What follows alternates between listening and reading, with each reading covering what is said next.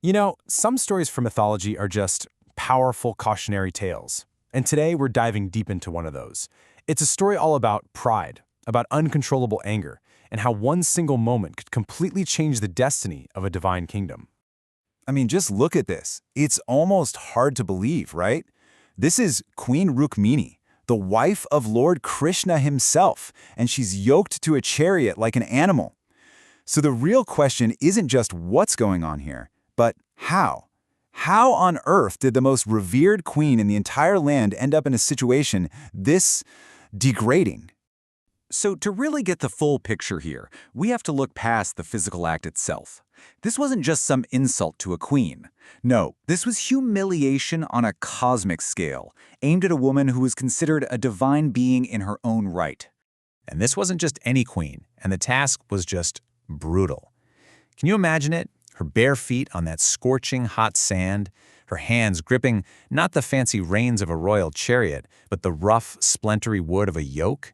This was just pure, calculated humiliation. This slide really breaks down the shocking contrast, doesn't it? I mean, on one hand, look at who she was, an incarnation of Lakshmi, the literal goddess of fortune and the beloved queen of the golden city of Dwarka. And then, on the other hand, what she was forced to become, treated like a silent animal pulling a heavy cart. That fall from divinity to just pure drudgery, that's what makes this story so incredibly tragic.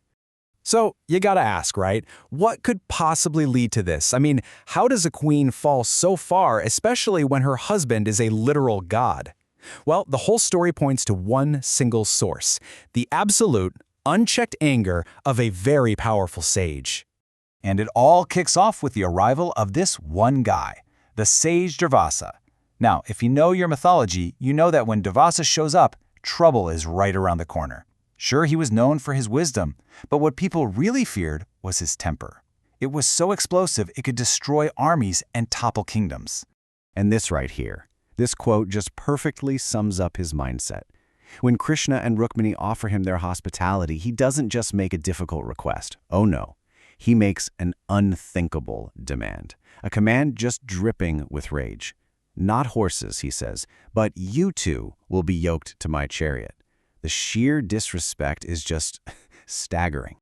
And just like that, one of the most bizarre and painful journeys in mythology began.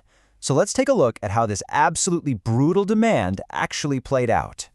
The scene that followed was just unbelievable. On one side, you have the Lord of the universe, Krishna himself, and on the other, his queen, Rukmini. Both of them yoked together, pulling the chariot of an angry man like they were common animals.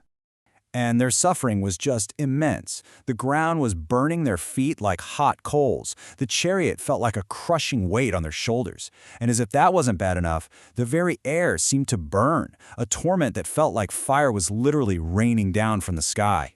This was just pure torture, all designed for maximum humiliation. But here's the crucial twist in the story. As absolutely terrible as this journey was, it wasn't the real punishment. Nope, it was only the beginning of something much, much worse. You see, this single act of humiliation wasn't just some temporary penalty. It was a trigger. It actually set in motion a devastating and totally inescapable curse, a shadow that would hang over their lives for years and years to come. And this is the ultimate tragic result of it all. Durvasa's rage ignited what the old texts call a fire of separation. It created a rift between Krishna and Rukmini that could never be healed, a deep sorrow that would haunt the halls of their palace, a shadow from this one awful moment that would just linger there forever. But you know, it brings us to this final, really provocative question. When you see the permanent damage, the devastation caused by one man's uncontrollable temper, it really makes you wonder, doesn't it? What even is a curse? Is it some kind of ancient magic? Or is it just the destructive, unstoppable ripple effect of our own unchecked anger? Definitely something to think about.